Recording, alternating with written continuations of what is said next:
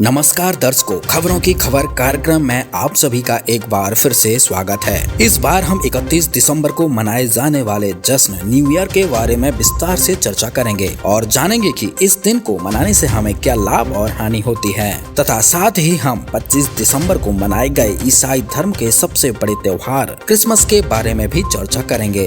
तो आइए शुरू करते हैं हमारा विशेष कार्यक्रम खबरों की खबर का सच, जो आप जानना चाहते हैं। नमस्कार दोस्तों, आज हम 31 दिसंबर को मनाए जाने वाले जश्न न्यू ईयर ईव के बारे में विस्तार से जानेंगे। न्यू ईयर के इतिहास के साथ यह भी जानेंगे कि क्या इसे मनाना सही है या नहीं, और हम happy new year, good morning, good night आदि शब्दों के प्रयोग से होने वाले नुकसान के बारे में भी जानेंगे। विश्व के लगभग हर धर्म, हर देश में अपनी संस्कृति, परंपरा, रीति रिवाजों के अनुसार नया साल मनाने की तिथि भी अलग अलग है। लेकिन ग्रेगोरियन कैलेंडर के अनुसार 1 जनवरी को विश्व के लगभग सभी देशों में नववर्ष मनाया जाता है। लोग बड़ी ही बेसब्री से न्यू ईयर ईव का इंतजार करते हैं। इस दिन रात को घड़ी की सुई जैसे ही 12 के अंक को छूती है, लोग पटाखे फोड़ने लगते हैं और अपने दोस्तों, रिश्तेदारों को फोन पर मैसेज करके हैप्पी न्यू ईयर विश करने में बिजी हो जाते हैं। कई लोग डांसिंग क्लबों और बार में शराब आदि के नशे में धुत होकर पार्टियां करते हैं। अक्सर ऐसा भी देखा गया है कि जो व्यक्ति कभी नशे को हाथ तक नहीं लगाते थे, वह भी माहौल और दोस्तों की देखा देखी और जबरदस्ती करने पर इस दिन नशा कर लेते हैं। प्रत्येक नया दिन, महीना और वर्ष ईश्वर का आशीर्वाद होता है और ये हमें एक ईश्वर को प्राप्त करने और मोक्ष पाने के उद्देश्य को पूरा करने के लिए मिला है। यह उन गतिविधियों को करके जीवन बर्बाद करने के लिए नहीं मिला जो हमें ईश्वर से दूर ले जाते हैं। यह बहुत ही आश्चर्यजनक बात है कि हम आने वाले नए साल का जश्न मनाते हुए ये भूल जाते हैं कि हमारे जीवन का 1 वर्ष और बीत चुका है और हम प्रत्येक बीतते दिन के साथ अपनी मृत्यु के निकट जा रहे हैं। हमने अपना कीमती समय खो दिया है और हमें ये पता नहीं कि अगले पल में हमारे साथ या हमारे किसी जानकार के साथ क्या होने वाला है। हम अगले दिन तक जीवित रहेंगे भी या नहीं। जो लोग नए साल का जश्न मनाते हैं, वे एक दूसरे को हैप्पी न्यू ईयर कहकर नाचते और कूदते हैं। पिछले साल के कष्टों को भूल जाते हैं। आने वाले साल का स्वागत करने के लिए जानवरों जैसी हरकतें करते हैं। अश्लीलता और नशाखोरी इस दिन अपने चरम पर देखने को मिलती है। नौकरी पेशा लोग अपने कामकाज से अवकाश लेकर कुछ दिनों के लिए विदेश और स्वदेश यात्रा पर निकल जाते हैं। आजकल हर मौके पर मांस खाना तो बहुत ही आम बात हो चुकी है और शराब और सिगरेट पीने का तो जैसे सभी को लाइसेंस मिल चुका है। यहाँ गुरु नानक देव जी की वाणी याद आती है कि ना जाने काल की कर डारे, किस विधि ढल जा पासावे, जिना ते सिर ते मौत कुड़क दी, उनानू केड़ा हासावे।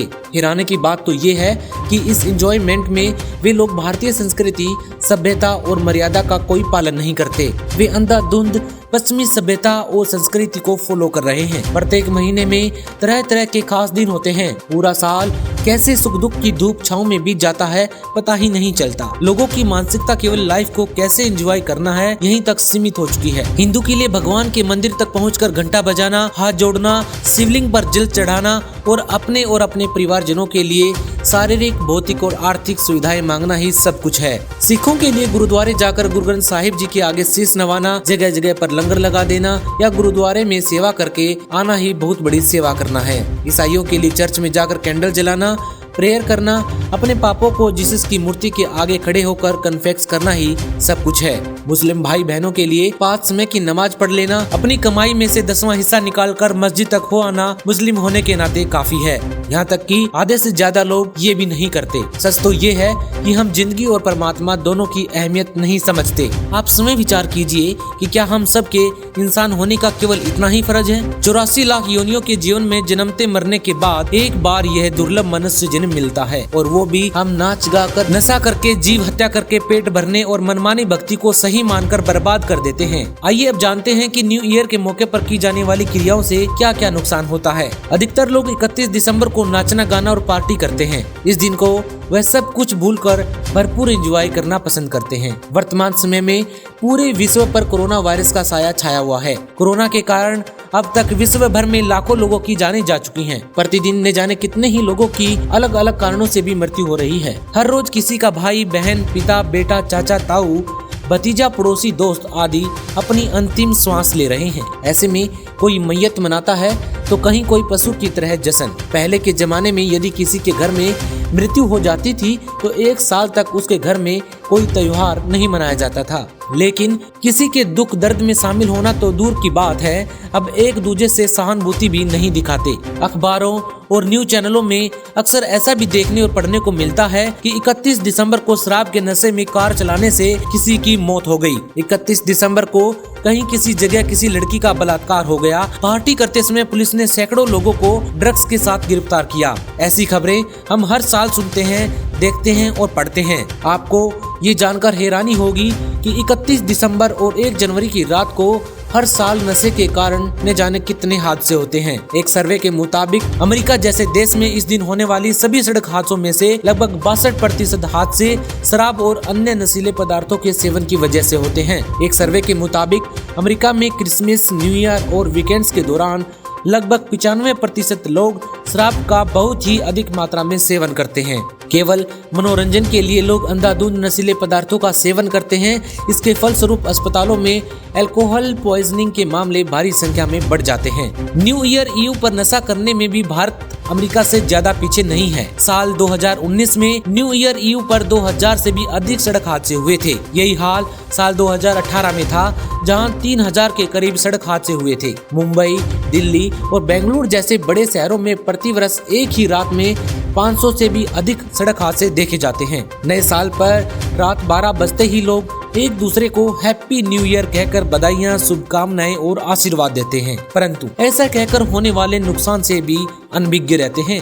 हमारे पवित्र सदग्रंथ गवाही देते हैं कि इस संसार की उत्पत्ति परमात्मा ने अपने शब्द शक्ति से यानी कि वचन शक्ति से की थी। शब्द कभी खंड नहीं होता, शब्द में आध्यात्मिक शक्ति होती है। यही कारण है कि श्राप या आशीर्वाद फल जाते हैं, लेकिन किसी को शुभकामना और आशीर्वाद देने से सामने वालों को तो लाभ होता है, लेकिन हमारा भारी नुकसान हो जाता है।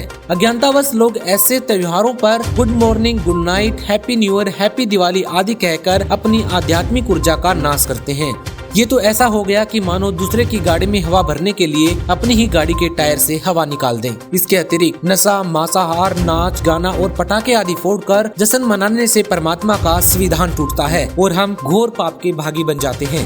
जब आप माँ के गर्भ में थे तो दिन रात यही कहा करते थे कि परमात्मा मुझे इस जेल से बाहर निकालो, मैं आजीवन आपकी भक्ति करूंगा, अपना कल्याण करवाऊंगा। परंतु यहाँ धरती पर आने के बाद आप मनमानी भक्ति और आचरण करते हो और जीवन यूं ही व्यर्थ चला जाता है। मृत्यु के बाद जब आप उस परमात्मा के दरबार में पहुँचते हो, तब आपके पूर्व के जन्मों की फिल्म चलाई जाएगी, जिनमें आप प्रत्येक बार जब जब मानव जीवन प्राप्त हुआ था, आपने यही कहा था कि परमात्मा एक मानव जीवन और दे दो, कभी बुराई नहीं करूंगा, आजीवन आपकी भक्ति भी करूंगा, पूर्ण सतगुरु से दीक्षा लेकर कल्याण करवाऊंगा। परमेश्वर कबीर जी ने अपने प्रिय शिष्य धर्मदास जी को बताया, कलयुग में कोई बिरला ही भक्ति करेगा, अन्यथा पाखंड तथा विकार ही करेंगे। पूर्ण परमात्मा कबीर जी बताते हैं कि यह जीव विकारों के अधीन है। काम, क्रोध, मोह, लोभ तथा अहंकार यह जीव को नचाता है। सुंदर स्त्री को देखकर उससे भोग विलास करने की उमंग मन में उठाता है। स्त्री को भोग कर आनंद तो मन ने लिया, लेकिन पाप जीव के सिर रख दिया जाता है। हालांकि वर्तमान में सरकार ने सख्त कानून बना रखे हैं। यदि कोई पुरुष किसी स्त्री से बलात्कार करता है तो उसको 10 वर्ष की सजा हो सकती है। यदि नाबालिग से बलात्कार करता है तो आजीवन कारागार की सजा या मौत की सजा भी सुनाई जा सकती है। आनंद 2 मिनट का मन की प्रेरणा से तथा दुख पहाड़ के समान, इसलिए पहले ही मन को ज्ञान की लगाम से रोकना हितकारी है। इन सर्व विकारों से बचकर मोक्ष प्राप्ति का एकमात्र मार्ग तत्व ज्ञान है। ऐसे न्यूज का सभी दर्शकों से विनम्र निवेदन है कि इस मानव जीवन का मूल उद्देश्य न भूलें। सतगुरु तत्वदर्शी संत की खोज करें, उनके बताए अनुसार आध्यात्मिक रुचि को अपने अंदर पैदा करें, परमात्मा को पहचानें। केवल फिल्मी धुनों पर नाचना गाना, धन कमाना, कोठी बंगले बनाना, मान पद प्रतिष्ठा अर्जित कर शादी ब्याह कर्म कांड में उलझकर जीवन को नहीं जीना चाहिए। मानव जीवन प्राप्ति का मूल उद्देश्य ही परमात्मा प्राप्ति है। परमात्मा केवल मानव शरीर में रहकर ही मिल सकता है, क्योंकि भक्ति तो केवल मानव शरीर से ही हो सकती है।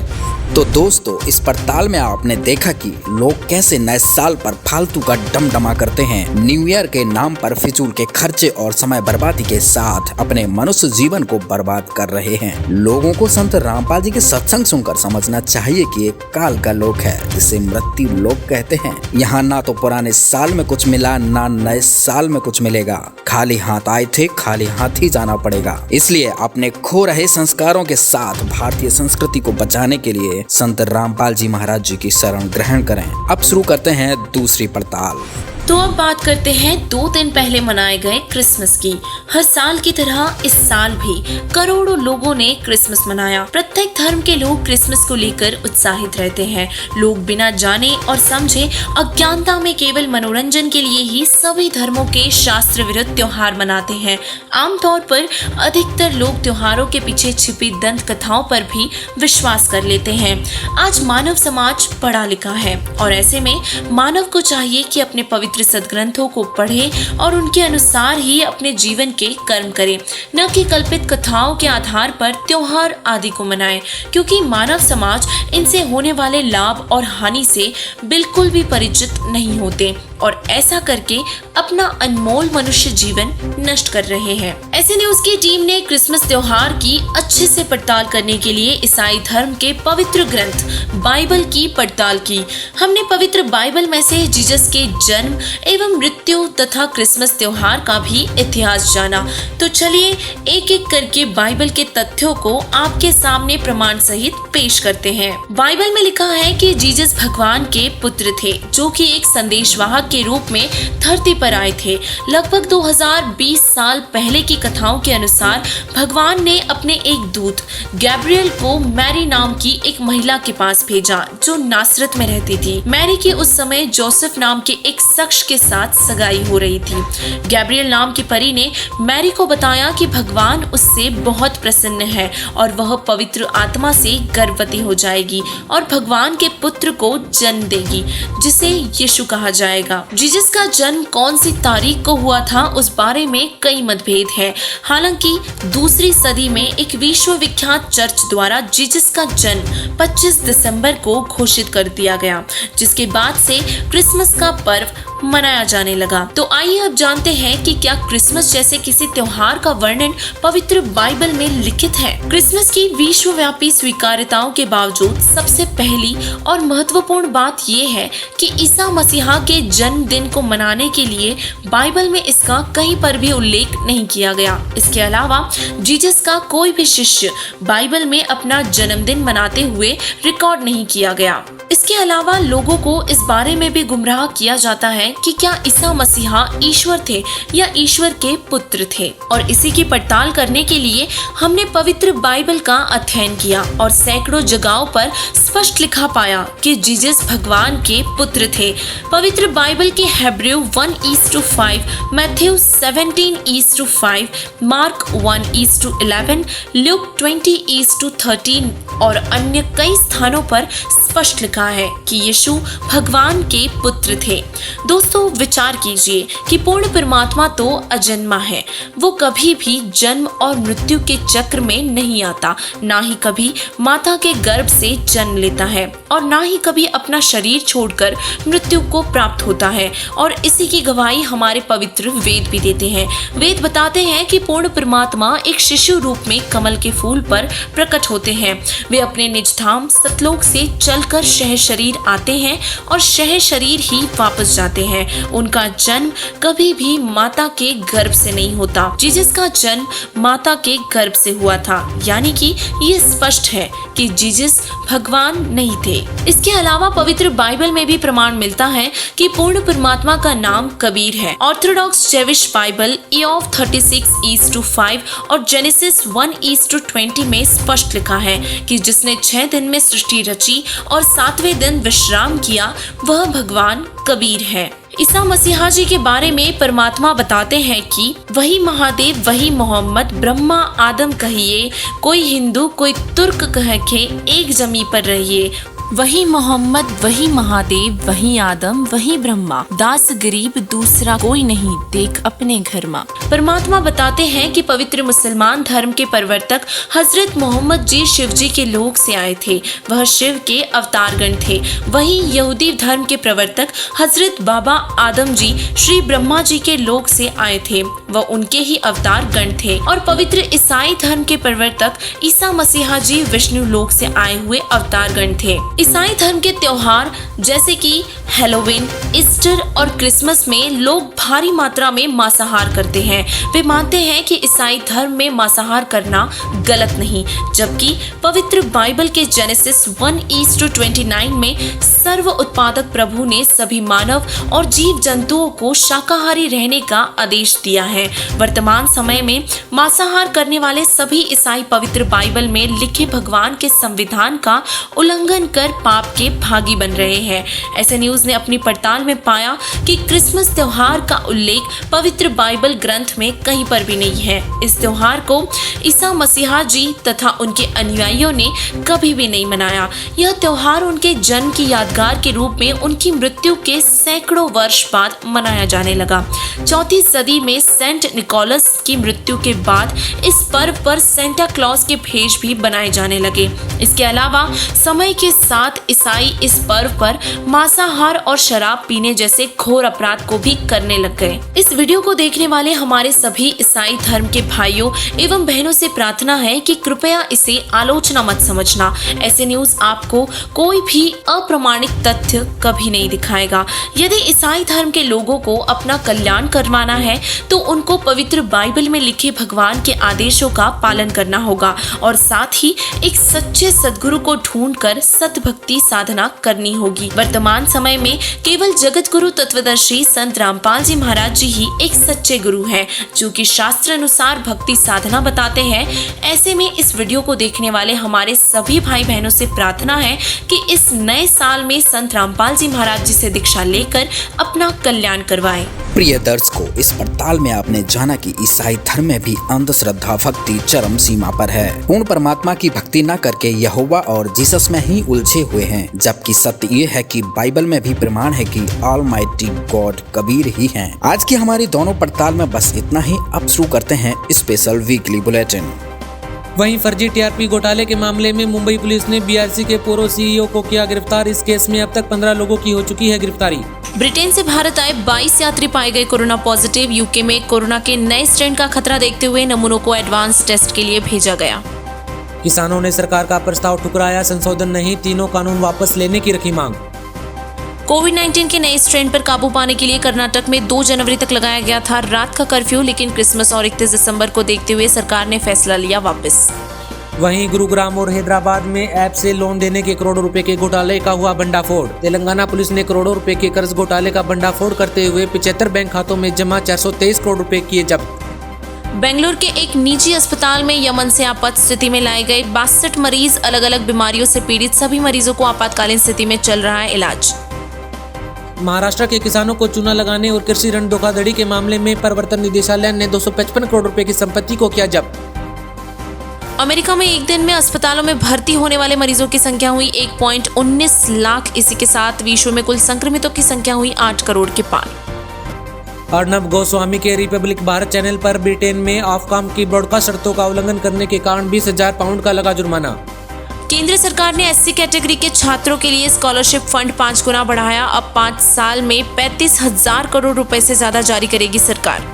वहीं दिल्ली में आम आदमी पार्टी के आधा दर्जन से अधिक संस्थापक सदस्यों के साथ सैकड़ों कार्यकर्ता बीजेपी में हुए शामिल।